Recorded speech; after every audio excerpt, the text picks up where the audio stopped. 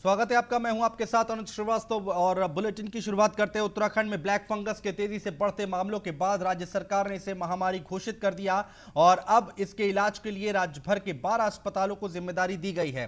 Mucor mycosis से निपटने के लिए सरकार भले ही पूरी तरह से तैयार है, लेकिन विपक्षी कांग्रेस व्यवस्था पर सवाल उठा रही है। एक रिपोर्ट, उसके बाद बहस शुरू करेंगे।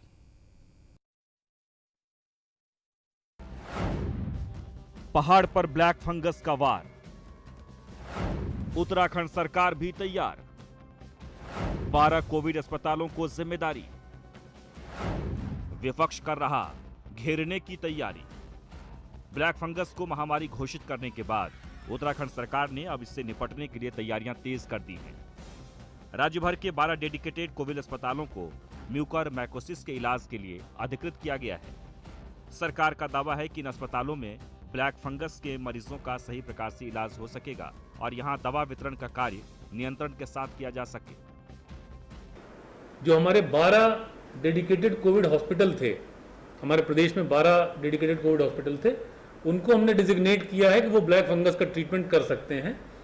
ये डिजिग्नेट करने का पर्पस सिर्फ ये है कि जो भी दवाइयाँ हैं क्योंकि शॉर्ट सप्लाई में हैं, उनको हम डायरेक्टली हॉस्पिटल को सप्लाई कर सकें और उनका मैनेजमेंट कर सकें, क्योंकि हर हॉस्पिटल में एक्चुअली इसका ट्रीटमेंट संभव नहीं है। दूसरा, हर एक हॉस्पिटल में ये सारी फैसिलिटी प्रोवाइड करना भी संभव नहीं है।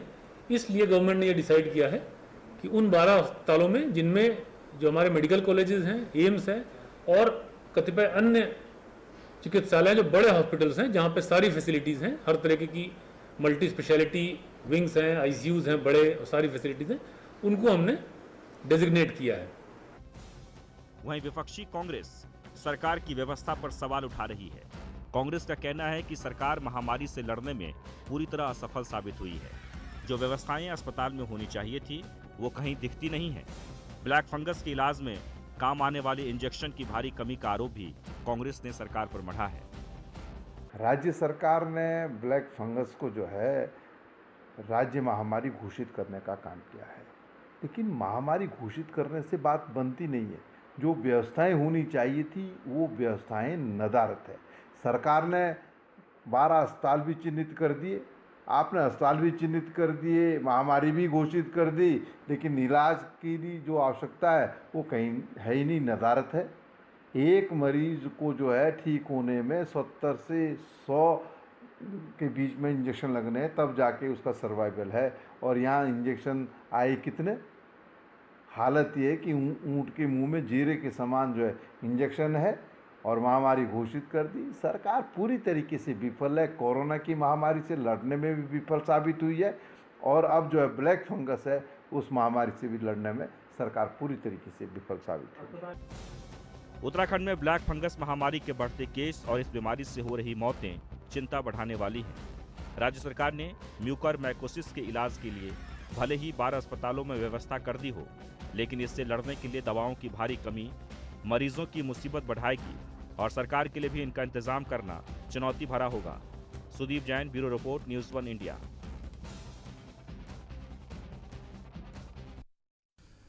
और हमारे साथ खास मेहमानों का पैनल जुड़ रहा है। विनोद सियाल जी हैं, प्रवक्ता हैं भारतीय जनता पार्टी से, वो जुड़ रहे हैं। किशोर उपाध्याय जी पूर्व प्रदेश अध्यक्ष है कांग्रेस पार्टी के, वो जुड़ रहे हैं। नवीन पिरशाली जी हैं, प्रवक्ता हैं आम आदमी पार्टी से। और डॉक्टर तनुज भाटिया हैं, डायरेक्टर हैं कैथ लैब के। आप सभी का बहुत स्वागत है। सबसे पहले मैं विनोद जी के पास चलूंगा। विनोद जी, अभी क्या पहले हमने महामारी देखी कोरोना की, कितनी भयानक तस्वीर, अभी गाड़ी पटरी पर आ रही है तो ब्लैक फंगस हमारे सामने है। क्या तैयारी क्या है सर? की सरकार ने पूरी तरह से ब्लैक फंगस के लिए तैयारियां कर दी हैं और जो हमारा अभी जो महामारी थी उसको भी बड़ी मुस्तैदी के साथ लड़े हैं। जो व्यवस्थाएं कम थी उनको कम से कम जो है तो 90% अधिक बढ़ाया है और इस तरह से आज की डेट में मैं कह सकता हूं कि जो कोविड-19 था उसके लिए किसी भी प्रकार की राज्य के अंदर किसी भी प्रकार की कोई कमी नहीं है। अभी ब्लैक फंगस जो मनुष्य जाति पर नई बीमारी आई है, लगभग 118 लोग जो है तो इस ब्लैक फंगस की चपेट में है और सरकार कल तक जो है जो रुद्रपुर में फैक्ट्री है उसको 15,000 इंजेक्शन कल तक सरकार को मिल जाएंगे। तो मुझे लगता है और लगभग 12 डेडिकेटेड अस्पताल इसके लिए चिन्हित कर दिए और इसके लिए बना दिए गए, उनमें पूरी व्यवस्थाएं कर दी गई है। यही बात तो प्रीतम सिंह कह रहे हैं बार बार कि आपने 12 अस्पताल डेडिकेट कर दिए हैं, आपने इस बीमारी को महामारी घोषित कर दिया है, लेकिन उससे कोई फायदा नहीं है ना जब सुविधाएं नहीं दे पा रहे हैं आप। तो नहीं सुविधाएं दे रहे हैं, सुविधाएं तो अस्पतालों में दे रहे हैं। जो 12 अस्पताल बनाए उसके अंदर सारी सुविधाएं देंगे। कल 27 मई को 15,000 इंजेक्शन आ जाएंगे। अभी 300 इंजेक्शन पहले आए थे, वो बांट दिए गए, 15,000 इंजेक्शन आ दिए गए। रुद्रपुर की जो फैक्ट्री है उसको कह दिया गया कि अपना उत्पादन बढ़ाए।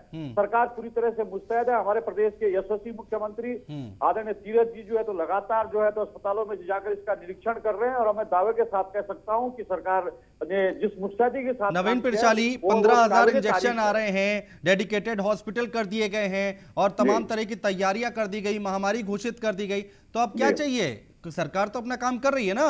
जी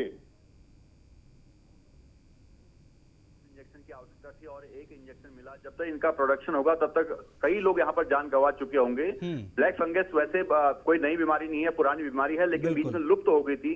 तो इसके उपचार के लिए मार्केट में इस वक्त प्रचुर मात्रा में दवा नहीं है। जैसे कि सरकार तो हर किसी चीज पर घोषणा कर देती है, क्योंकि घोषणा वाली ही सरकार इस वक्त है। इस वक्त असली सरकार नहीं, केवल जो लास्ट की सरकार बनी है घोषणा वाली सरकार है। महामारी घोषित कर देने से किसी बीमारी को उसका निदान नहीं निकलता है। आपने देखा कोविड से जूझने के लिए सरकार को क्या जद्दोजहद करनी पड़ी थी। जो उस वक्त घोषणाएं की गई वो हॉस्पिटल आज तक रेडी नहीं है। लेकिन एक बात इसमें ये आ रही है कि जो केंद्र सरकार ने इसकी रेमेडी, इसके उपचार को केंद्रीकृत किया, अपने हाथ में रखा है। केंद्र सरकार को चाहिए कि राज्यों को ज्यादा स्वायत्ता दे और राज्यों को डिसीजन लेने की ठीक है। तनुज भाटिया जी डॉक्टर हमारे साथ हैं। ठीक है तनुज भाटिया जी, कि कितनी बड़ी ये समस्या आने वाली है या फिर आ चुकी है, ये क्या संकेत देता है और सरकारों के सामने कितनी बड़ी चुनौती है ये? मेरे ख्याल से मतलब हम लोग इसको ऐसे व्यू करें कि ये एक एपिडेमिक है।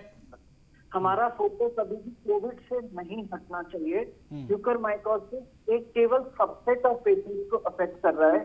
जो लोग या तो अन्यथा स्टेरॉइड यूज कर रहे हैं और डायबिटीज अनकंट्रोल रख रहे हैं। डिस्कशन करना बहुत अच्छी बात है, पर एट अ पब्लिक लेवल मैं ये मानता हूं कि हमारा फोकस अभी भी कोविड और कोविड के ट्रीटमेंट प्रोटोकॉल पर ही फोकस होना चाहिए। आज की तारीख में भी हमारे ख्याल से हम लोग सबसे इंपॉर्टेंट चीज भूल रहे हैं कि इसका प्रिवेंशन है। अगर कोविड और उसके जो ट्रीटमेंट अगर वो अप्रोप्रिएटली होगा सोसाइटी में, तो हमें इस कॉम्प्लिकेटेड डिजीज को झेलना नहीं पड़ेगा। इंडिया डायबिटीज कैपिटल है पूरे वर्ल्ड का और बहुत जल्द शायद हम लोग कोविड में भी एक कैपिटल के रूप में आ रहे हैं। और ये बहुत सरप्राइजिंग नहीं होगा कि इंडिया म्यूकर कैपिटल भी है पूरे वर्ल्ड का। तो बेसिकली सारे रिस्क फैक्टर्स अगर हमारे रहेंगे तो हमें आज हम एक बीमारी देख रहे हैं, कल हम दूसरी बीमारी देखेंगे। ये भी एक इम्यूनो सप्रेशन से रिलेटेड है। तो पब्लिक लेवल पे तो हमारे को बस सबको ये रिक्वेस्ट करना है, प्लीज इनडिस्क्रिमिनेट स्टेरॉइड्स का यूज बंद करें, ज्यादा डोज स्टेरॉइड्स की ना लें। इम्यूनोमॉड्यूलेटर्स या एंटीबायोटिक्स अगर ले रहे हैं तो डॉक्टर की सलाह से लें। और जहां तक सरकार से संबंधित है, मेरा तो केवल यही रिक्वेस्ट रहेगा कि हम लोग रिसर्च को, मेडिकल प्रोफेशन को और वैल्यू दे और उनके एफर्ट को अप्रिशिएट करें। और हम लोगों को आगे आने वाले टाइम में ये सस्पेक्ट करना, देखिए ये तो सिर्फ एक डिस्कशन है कि एम्फोटेरिसिन की अवेलेबिलिटी होगी या नहीं होगी। मेरे ख्याल से हम लोग बहुत डाइवर्ट कर रहे हैं। हमारा मेन फोकस अभी भी केवल प्रिवेंशन पर होना चाहिए। ट्रीटमेंट डॉक्टर्स और मेडिकल सोसाइटी को हम लोग छोड़ देते हैं, वो लोग कर लेंगे, हम लोग कर लेंगे उसको। पर मेन चीज है इसका रिस्क फैक्टर आइडेंटिफाई कर ले। और एक बहुत बड़ी बात, हम लोग जनरल पब्लिक को प्लीज मोटिवेट करें कि मास्क कोई नॉर्मल कपड़ा या गमछा नहीं होता। मास्क आज की तारीख में जितना हमारी पॉपुलेशन है उसमें थोड़ा सा मेडिकल लैंग्वेज से मास्क का यूज करें और एक प्रॉपर टाइम के बाद 7 या 8 डेज के बाद अगर वो सॉइल्ड हो जाता है तो उसको वो करें। जरूरी नहीं है कि केवल म्यूकरमाइकोसिस है, और भी प्रोबेबिलिटीज हैं इन्फेक्शंस की। और कोविड से भी बचने के लिए हमारे को एक अप्रोप्रिएट मास्क की तो बहुत ज्यादा आवश्यकता है। ठीक है, अब विनोद जी के पास चलते हैं। विनोद जी, अभी यहाँ पर बोल रहे थे आम आदमी पार्टी के प्रवक्ता, वो बता रहे हैं कि भाई आप जब तक आपका प्रोडक्शन बढ़ेगा, जब तक चीज़ें आएंगी। ठीक है, किशोर उपाध्याय जी आ गए हमारे साथ। किशोर उपाध्याय जी, लेट से आपने ज्वाइन किया, आपका बहुत स्वागत है न्यूज़ 1 इंडिया पर। हम आज चर्चा कर रहे हैं कि हम कोरोना हमारे सामने है, ब्लैक फंगस हमारे सामने है, लेकिन क्या तैयारियां क्या हैं, क्या हम उसके लिए तैयार हैं? यहाँ पर जो विनोद जी बैठे हैं भारतीय जनता पार्टी से, वो कह रहे तैयारी पूरी है, 15,000 इंजेक्शन अभी और हमने बोल दिया है आ जाएंगे। नहीं, विनोद जी बहुत विद्वान व्यक्ति हैं, मूर्धन्य हमारे साथी हैं, लेकिन मुझे लगता नहीं है। देखिए, हमने बहुत समय गंवाया। एक तो हमने जो 21 साल गंवा दिए, यहाँ स्वास्थ्य सेवाओं का हम विस्तार नहीं कर पाए, लेकिन ये पिछला 1 साल जो हमने गंवाया है, जब यहाँ कोविड का पहला मरीज मिला था, मैंने विधानसभा अध्यक्ष जी से और मुख्यमंत्री जी से कहा था, मैंने कहा यहाँ IDPL की ऋषिकेश में इतनी बड़ी फैक्ट्री बनी हुई है जहाँ की 15 दिन के भीतर आप कोई भी दवाई बना सकते हैं, इंजेक्शन बना सकते हैं, उस तरह की चीजों का आप जो है नए तरीके से यहाँ पर काम करिए। अब इस समय हमारे पास जब ये दूसरा दौर आया कोविड-19 का, तो कोई व्यवस्था ही नहीं थी। हम 1 साल क्या करते रहे। अब वो ब्लैक फंगस के बाद अब येलो फंगस और वो सब चीजें आ रही हैं। सरकार की किशोर उपाध्याय जी, सारा ठीक रहा, ये पिछले 1 साल पर हमें फोड़ना ठीक रहेगा क्या? हम मान सकते हैं कि पहली वेव जब आई थी उसके बाद से बहुत सारी तैयारियां करनी चाहिए थी, लेकिन आपने 21 साल का जिक्र किया तो 20 साल हम भूल जाएं। आपकी भी तो सरकार थी वहां पर, आप ही कुछ कर देते मेडिकल लाइन में, और आज आप ये कह रहे हैं आप विपक्ष में, तो आज आप कह रहे हैं उत्तराखंड में कुछ है ही नहीं। बिल्कुल निश्चित रूप से करना चाहिए था। हाँ। और मैं 2002 से उसके लिए मैंने नरेंद्र तिवारी जी से भी कहा कि हमको, मैंने कहा स्वास्थ्य सेवाओं का विस्तार करना चाहिए। हाँ। हरीश रावत जी से भी कहा, निशंक जी मेरे मित्र रहे पुराने, उनको भी कहा, पहले जान है तभी जहान है। तो आपकी बात नहीं सुनी गई क्या? जिस दिन इतनी ताकत किशोर उपाध्याय को दे देगी जनता, उस दिन जो है मैं कोशिश करूंगा कि सारी की सारी चीजें ठीक। अब जब आपकी पार्टी, आपकी सरकार, आपके मुख्यमंत्री आपके ही नहीं सुन रहे हैं तो किसकी सुनेंगे? ये तो बड़ी विडंबना वाली बात कर दी आपने, अजीबोगरीब बात कर दी आपने कि आपकी पार्टी में आप ही बोल रहे हैं, आप प्रदेश अध्यक्ष रह चुके हैं भाई कांग्रेस पार्टी के, आपकी नहीं सुनी जाएगी। मैं मित्र में प्रदेश अध्यक्ष रहा, लेकिन इन हालातों में जब तक हमको कुछ काम करना था तब तक जो है हमारे मित्रों ने हमारी सरकारी गिरा दी। हम तो 1-1 मिनट पर जो है, अगर आप उस बीच में मेरी फेसबुक और ट्विटर देखेंगे, हम तो 1-1 मिनट की सांस पर जिंदा थे, और उन्होंने कोई कमी थोड़ी रखी। जब काम करने का मौका था, पहले हमने बड़ी मुश्किल से केदारनाथ आपदा से राज्य को खड़ा किया। जब कुछ करते तब तक वो 9 हमारे साथी लेकर के अपने साथ चले गए। तो उस समय 1 साल जो महत्वपूर्ण था, जिसमें काम हो सकता था, हमारी कमी कहिए, तब चाहे लालच लोगों का कहिए, और तब चाहे हमारे साथ ईमानदारी से आप एक्सेप्ट कर रहे हैं, ये अच्छी बात है। ठीक है, विनोद सुयाल जी, ये बात तो सही है ना कि पिछले 1 साल में जो तैयारी करनी चाहिए थी वो तैयारी नहीं हो पाई। स्वास्थ्य सेवाओं में 1 साल के अंदर मुझे लगता है कि लगभग 90% वृद्धि हुई है, चाहे वो ऑक्सीजन से लेकर, चाहे वो आपका वेंटिलेटर से लेकर, चाहे वो अस्पताल से लेकर, चाहे वो आपके ICU से लेकर, कुछ भी राज्य के अंदर इससे पहले इस तरह की कोई व्यवस्थाएं नहीं थी। 1 साल बहुत महत्वपूर्ण था, 1 साल के अंदर बहुत सुंदर काम हुआ है।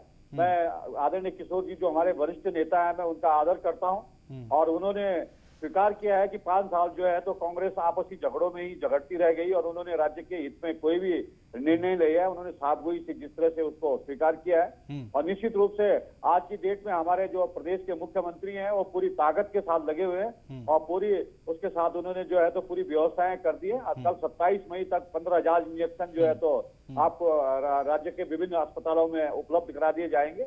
इसलिए किसी भी तरह की कोई भी जो है तो भय का वातावरण बनाने की आवश्यकता नहीं है। सरकार ने कोविड-19 को भी जिस तरह से व्यवस्थाओं में लग रहा था कि कमी है, लेकिन आज की डेट में मैं कह सकता हूं कि कहीं पर भी अब जन से कुछ बोलना चाह रहे हैं, जल्दी से जवाब लेते हैं। बोलिए। लेकर किसी प्रकार की कोई कमी नहीं है।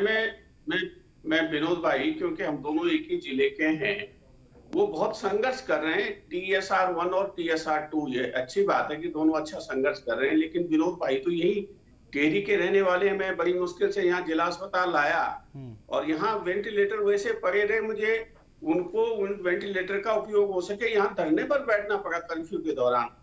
तो विनोद भाई जरा कम से कम जो है, जो हमारी कमियां हैं, कमियां स्वीकार करने के लिए तैयार हो, तो आपको भी बड़ा दिल दिखाना चाहिए कि हाँ कमियां हैं, हम उनको दुरुस्त करेंगे, ये भावना होनी चाहिए। नहीं, मैं ये मानता हूँ कि महामारी पहले से आने का किसी को आशंका नहीं थी, महामारी अचानक आई। मुझे लगता है कि अब की पीढ़ी के जो भी लोग इस समय जिंदा हैं, उनके होते हुए ये ऐसी महामारी कभी नहीं आई।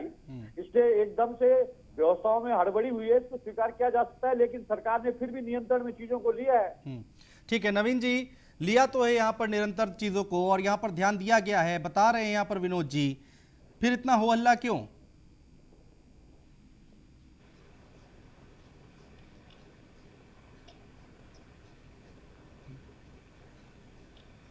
आवाज आ रही बोलिए आ रही है आवाज। मेरी आवाज आ रही है? सर बोलिए। जी, मैं ये कह रहा था कि इस कोविड काल में हमने 2-3 चीजें एक्सपीरियंस की सरकार के बारे में, सरकार के फेलियर के बारे में। एक तो सरकार ये अंदाजा लगाने में असफल रही कि हमें करना क्या है, किस दिशा में काम करना है। आप ये देखिए कि प्रधानमंत्री केयर फंड से यहाँ पर बहुत सारे वेंटिलेटर्स आए, चाहे हमारे पहाड़ी जिलों में अल्मोड़ा की बात करें, पिथौरागढ़ की बात करें, अभी किशोर जी टिहरी की बात कर रहे थे, और पौड़ी की बात करें, तो सब जगह वेंटिलेटर रखे रहे। क्यों?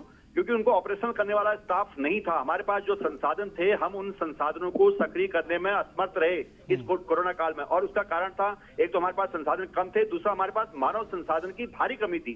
अभी भी आप देख रहे हैं कि नर्सिंग स्टाफ की भर्ती के लिए कितना पेच आ रही, जबकि ये चीजें बहुत फास्ट की जा सकती है, लेकिन विजनरी सरकार नहीं होने की वजह से, अनुभवहीन सरकार होने की वजह से, जो भारतीय जनता पार्टी के नेता खुद कहते हैं कि हमारी सरकार अनुभवहीन है, जो सरकार पिछले 4 साल की नकारात्मक बहुत सारी दिक्कतें थी देश में, हमने देखा, और यही दिक्कत दिल्ली में भी थी जहां आपकी सरकार है। दिल्ली में 2 हफ्ते में 500 वहां पर भी बेड नहीं मिल रहे थे, वहां पर भी ऑक्सीजन नहीं मिल रही थी, कालाबाजारी हो रही थी। ये तो पूरे देश का हाल था। आप देख रहे थे केंद्र सरकार ने कैसा किया था। केंद्र सरकार ने कंपनियों को लिख के दे दिया था कि दिल्ली को इंजेक्शन ना दिया जाए। आज दिल्ली में ऑक्सीजन का भंडार है, 10,000 सिलेंडर का वहां पर भंडार है। ठीक है, डॉक्टर साहब के पास चलेंगे। डॉक्टर साहब, जो एक बात निकल कर सामने आई है, क्या उत्तराखंड में क्या ट्रेंड लोग नहीं है? क्या जो तैयारी होनी चाहिए नहीं हो सकती थी क्या, या फिर ये अचानक से वाकई इतनी बड़ी महामारी आ गई कि कोई किसी को कुछ समझ में नहीं आया? तनुज भाटिया जी, आवाज आ रही है?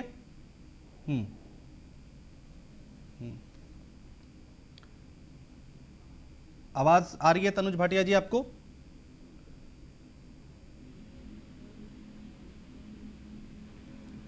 आवाज आ रही है। किशोर उपाध्याय जी, कहिए अपनी बात। नहीं, मैं ये कह रहा हूं कि पिछले 4 साल में एक चीज की जांच होनी चाहिए कि यहाँ पर स्वास्थ्य सेवाओं में सुधार क्यों नहीं आया। भ्रष्टाचार इतना ज्यादा है कि एक व्यक्ति यहाँ जिसका अस्पताल है उसका विस्तार करना चाहता था, उससे 40 करोड़ रुपया जो है रिश्वत मांगी गई। इस तरह से कौन जो है यहाँ पर काम करेगा, पहली बात यह है। और उसमें सारे के सारे 2017 से लेकर के अब तक जितने अधिकारी और मंत्री रहे, मंत्री क्या मुख्यमंत्री क्यों अपने पास वही विभाग रखा हुआ है? आपके पास बहुत से काम हैं, आप एक पूर्णकालिक जो है स्वास्थ्य मंत्री दीजिए ना इस कठिन समय में। इसका मतलब कि सबसे ज्यादा पैसा पार्टी फंड में और सबसे ज्यादा पैसा नेताओं की जेब में स्वास्थ्य विभाग से जा रहा है। और मैं सीधे सीधे आरोप लगा रहा हूँ, चाहे तो इसकी आप जांच करवा दें। हाँ बोलिए विनोद सियाल जी, जवाब दीजिए। देखिए किशोर भाई साहब प्रोपेगेंडा कर रहे हैं, और मुझे लगता है कि उनके पास कोई इस तरह का साक्ष्य है तो उन्हें जो है तो समाज के सामने रखना चाहिए, और इस तरह से अनर्गल मुझे लगता है कि आरोप नहीं लगाना चाहिए जिसके कोई सरपैर न हो। और कांग्रेस पार्टी को अपने गिरेबान में झांकना चाहिए। आपके टाइम पे वही मुख्यमंत्री थे जो कह रहे थे कि 5-5 करोड़ रुपए ले लो और बाकी जो है तो जितना मर्जी उतना मुझे लगता है कि मुख्यमंत्री कभी नहीं रहा 10 साल में। नरेंद्र जी नहीं रहे, हरीश रावत जी नहीं रहे, विजय भावना भी नहीं रहे। हाँ सही तो कह रहे हैं किशोर जी की एक स्वास्थ्य मंत्री दे दीजिए, काम और अच्छा होगा।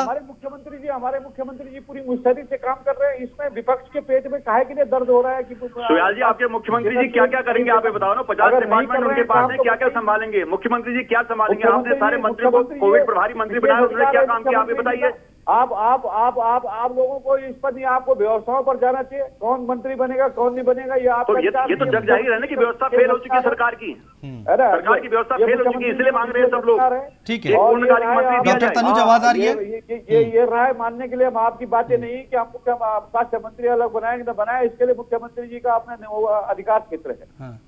लेकिन विनोद सियाल जी, लेकिन यहाँ पर एक सवाल तो उठता है ना कि भाई उत्तराखंड है, पहाड़ी इलाका है, लोग वहां पर गांव हैं, वहां पर अगर ये ब्लैक फंगस पहुंच गया, पहले तो कोरोना समझ में नहीं आ रहा था, अब ब्लैक फंगस सामने है और डॉक्टर साहब कह रहे हैं अभी और पता नहीं कितनी और दूसरी बीमारियां भी आ सकती हैं।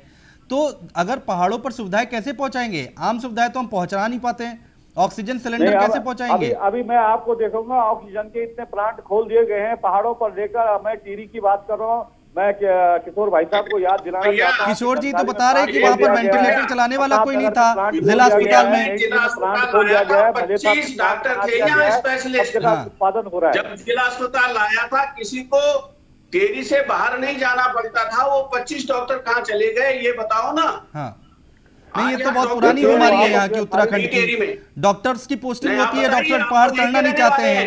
देखिए जब कांग्रेस की सरकार थी तब 1000 डॉक्टर थे, अब जो है तो 3000 डॉक्टर हैं। 3000 डॉक्टर 1000 डॉक्टर है और सभी जिला अस्पतालों में पूरी सुविधाएं युक्त है। केवल जो है तो मुझे लगता है कि केवल बोलने के लिए कांग्रेस पार्टी के पास कुछ नहीं है, केवल जो है तो प्रत्यारोप और आरोप की राजनीति कर रही है। तो बताओ ना, नई टिहरी में कितने, जिला अस्पताल में कितने डॉक्टर है बताओ?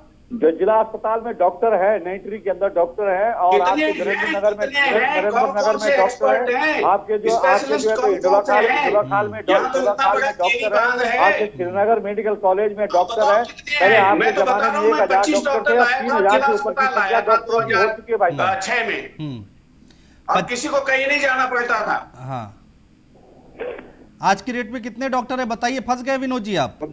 नहीं मैं फंसा नहीं हूँ, किशोर भाई साहब जो है तो ठीक है, डॉक्टर तनुज के पास चलेंगे। ठीक है, डॉक्टर तनुज आवाज आ रही है, उसकी व्यवस्थाओं से संचालित हो रहा है। डॉक्टर तनुज, मैं आपसे ये समझना चाहता हूँ क्या वाकई इतनी बुरी स्थिति है क्या उत्तराखंड की? क्या डॉक्टर्स की कमी है? क्या एक्सपर्ट्स की कमी है क्या? अब मैं कह रहा हूँ कांग्रेस के जमाने डॉक्टर साहब से सवाल है, रुक जाइए विनोद जी, रुक जाइए आज 3000 डॉक्टर हैं। ठीक है, देखिए इस सरकार की या उस सरकार की बात बिल्कुल नहीं है, बात एक जनरल इन्वेस्टमेंट ऑन हेल्थ की है।